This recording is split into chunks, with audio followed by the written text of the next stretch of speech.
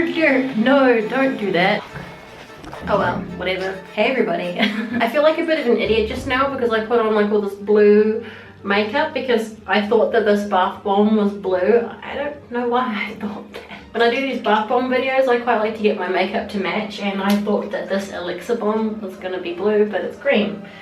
Oh well, that's cool. I mean, I like green better, but now I feel like I don't match. I also feel like these black contact lenses make me look like a bit of an alien, but whatever. I figured we were overdue for another bath bomb video. So this one is another hex bomb bath bomb, and this one's called ELIXIR, and the scent is frost mint. It's a really, really subtle smell. It's not like an in-your-face mint at all. When I first put the bomb into the water, I could really smell this kind of like fresh, pleasant mintiness. But now I can't. Not really. I guess I got used to it really fast. I think my camera's fogging up so badly because like it's winter time and it's cold everywhere, and I usually don't take like a hot bath, and this isn't hot, but it is warmer than what I would usually do. If you've seen my other bath bomb videos, well, you know, like I think testing out a bath bomb is cool as it is. Watching them explode and fizz and bubble is quite pleasing. But I thought I could make it a bit more interesting if I told a story or talked about some kind of interesting history that's kind of relevant to the theme of the bath bomb. Because Hex Bomb makes so many cool bath bombs with like cool themes and names and stuff. Like I've got a whole bunch more to try out. Since this one's called ELIXIR, I thought it would be only appropriate to talk about the elixir of life. So if I mention to you the words Philosopher's Stone and Nicholas Flamel, you're going to immediately think of the first Harry Potter book. But for starters, Nicholas Flamel was a real person. He was born in like 1330 and died a few decades later. Or did he? There are all these kind of rumors and stories of him like turning up hundreds of years later and writing books like decades or centuries after his death, and people thinking that they've seen him around. So he's kind of gone down in history as being like this immortal. And the reason for that is because he was a famous alchemist. I'm not going to try and explain alchemy to you. Google it if you don't know anything about it.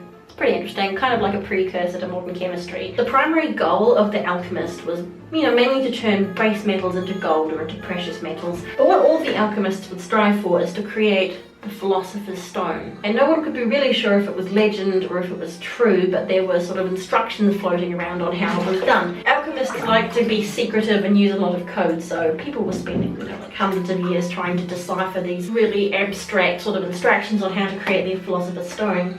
And as for the Philosopher's Stone, it wasn't really a stone either. In the Harry Potter books, it is actually a stone, but in reality, it would have probably been like a liquid or something. So what the Philosopher's Stone is supposed to be able to do, if you had it, would be to create limitless amounts of gold, limitless riches, and also you could use it to produce the elixir of life. The elixir of life obviously would make you either live for much, much longer or never die. How many people out there wouldn't want something like the Philosopher's Stone? Something that promises you infinite riches and power and an endless long life. You know, it's everything that a person could want. And Nicholas Flamel became kind of famous all this time after his death.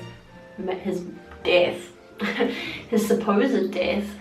Because he did suddenly seem to become quite wealthy, and he was a really good guy. Like he gave to charities, and he built buildings. Like there's even still a building somewhere that like he built, helped out the poor people and stuff. But people were like, "Oh, where did he get all the money from? Maybe he's figured out how to make the Philosopher's Stone, and now he's got all this like limitless gold." And then came the rumors that he had faked his death. And people saying that they had seen him around like, you know, even like 400 years or something after he died, and that like some books were written supposedly by him like posthumously quite a long time afterwards. And so forever carried on the rumors that Nicholas Flamel had created the Philosopher's Stone, giving himself infinite wealth and infinite life. It's quite a nice thought. It's kind of cool that like there is some guy from the 14th century still out and about who's managed to also turn up as a character in a Harry Potter book. There we go. Does the Philosopher's Stone and the Elixir of Life actually exist? What would you do if you had the Philosopher's Stone?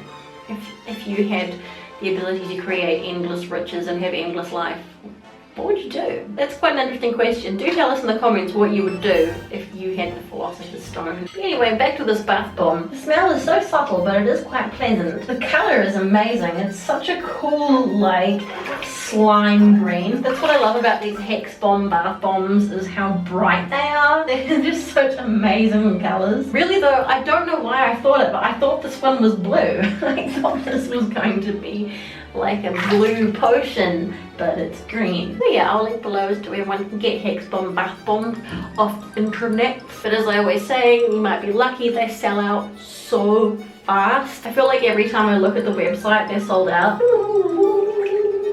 Oh yeah, it's so pretty. Thank you very much for joining me. I'm testing out this ELIXIR bath bomb with this lovely frosty mint fragrance and incredible green color, not blue, green. And do let us know in the comments below what you would do if you had the Philosopher's Stone, if you were able to create infinite riches and infinite life for yourself or for anyone really. So yeah, thanks for joining me. If you have yet to do so, please subscribe to my lovely spooky channel. Come one of us, come one of us. I'm going to carry on with my lovely bright green bath that is not blue. As always, take care of yourselves, be nice to each other, and I will see you next time.